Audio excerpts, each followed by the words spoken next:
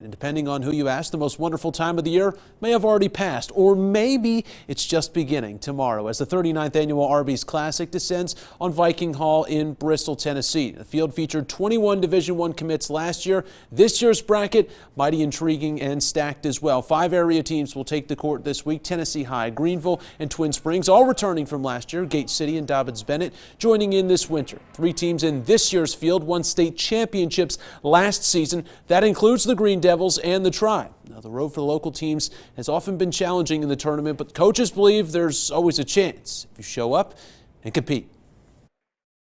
I think the key is when you have kids that aren't afraid to play in these games, that aren't afraid of the teams that are coming in, because they're going to hear about the names, they're going to hear about the rankings, they're going to hear about all that stuff. But when you got a group that's not afraid to compete in a game like that, then I think that's when you have a chance. You want to compete and you want to step on the floor and make sure they know that you're there and compete for the entirety of the game.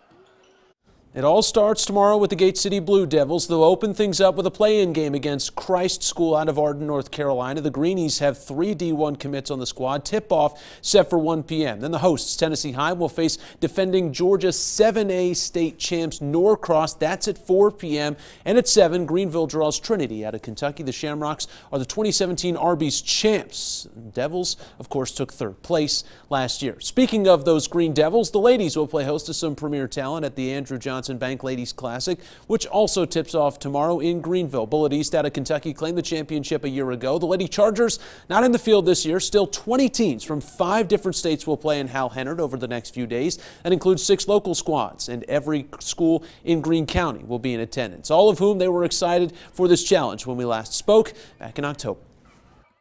Everybody and it's good, so it didn't matter, but it'll hopefully prepare us for later on in the season to play some tough competition now. I'm really excited about this tournament.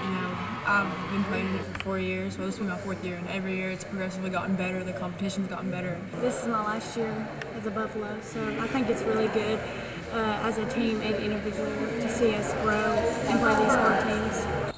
Chucky Doak and Knox Catholic open the event at 4 p.m. tomorrow. West Greene draws Pikeville, Kentucky at 7, and North Greene gets Granger County at 8:30.